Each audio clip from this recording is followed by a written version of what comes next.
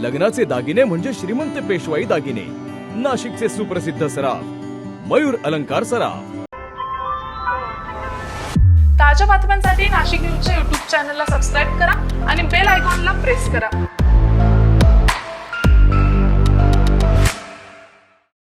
कुष्ठरोग हा शाप नाही तर एक उपचार योग्य आजार आहे। मायकोबॅक्टेरियम लॅप्रे जीवाणूमुळे होणारा हा जुनाट संसर्गजन्य रोग त्वचा, मज्जातंतू आणि नाकाच्या आतील त्वचेवर परिणाम करतो। सुन्नपणा, फिकट पॅचेस, बोटे वाकडी होणे किंवा नाक चोंदणे ही त्याची लक्षणे आहेत। संसर्ग झाल्यानंतर लक्षणे दिसायला 5 ते 20 वर्ष लागू शकतात, पण घाबरण्याचं कारण नाही। मल्टी ड्रग थेरपीने हा रोग पूर्णपणे बरा होऊ शकतो। म्हणूनच वेळेवर निदान करा, उपचार घ्या आणि जागरूकता पसरवा। सार्वजनिक आरोग्य विभाग, नाशिक महानगरपालिका द्वारे जनहितार्थ प्रसारित।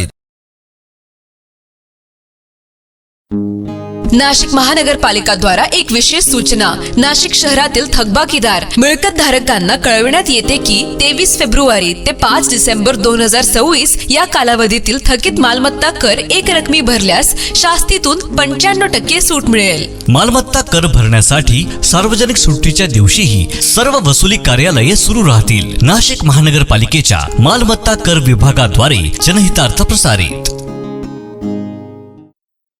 जळगाव जिल्ह्यातील चोपडा तालुक्यातून एक काळजाचा थरकाप उडवणारी घटना समोर आली आहे।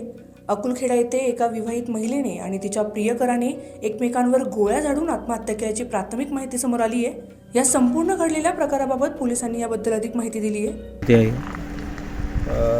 आज सकाळी साधारण 10:30 ते 11 वाजताच्या सुमाराला जगदीश पाटील अकुलखेडा यांच्या घरामध्ये त्यांची जी पत्नी आहे अनिता, तिच्या डोक्यात गोळ्या घातण्यात आलेल्या आहेत आणि तिच्यासोबत जे घरामध्ये एक व्यक्ती आहे भीमा धनगर नावाचा, शिरपूरला राहतो अशी आम्हाला माहिती मिळालेली आहे। तर त्या व्यक्तीच्या पण त्याने पण असं डोक्याला गोळ्या मारून आत्महत्या केली असं प्रथमदर्शनी दिसत आहे। अजून काही नक्की तपासांती काय निष्पन्न होईल हे सांगता येत नाही, पण त्यांच्या पण डोक्यात गोळी लागलेली आहे। एकंदरीत तो संशय आहे।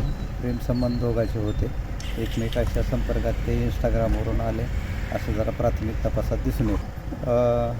ज्यावेळी त्या अनिताची एक लहान मुलगी आहे, शाळेतून आली, दरवाजा बंद होता, तिनं हात घालून दरवाजा उघडला तर तिला ती आई आणि तो व्यक्ती तिथं समोर रक्ताच्या थरोड्यात पडलेला दिसला। तर तिच्या वडिलाला फोन केला, वडील कुठेतरी शेतात बाहेर गेले होते, त्याच्यानंतर तिचे वडील आले। अनिताचं वय असेल साधारण 40च्या आसपास दोघं। घटनेची माहिती मिळताच पोलिसांनी तातडीने घटनास्थळी धाव घेतली। या प्रकरणी पुढील कायदेशीर कारवाई आणि तपास चोपडा पोलीस करत आहेत। या घटनेमुळे चोपडा तालुक्यासह संपूर्ण जळगाव जिल्ह्यात दहशतीचे वातावरण निर्माण झाले। Bureau report, Nashik news, Nashik. ताज्या बातम्यांसाठी नाशिक न्यूजच्या YouTube चॅनलला सबस्क्राईब करा आणि बेल आयकॉनला प्रेस करा।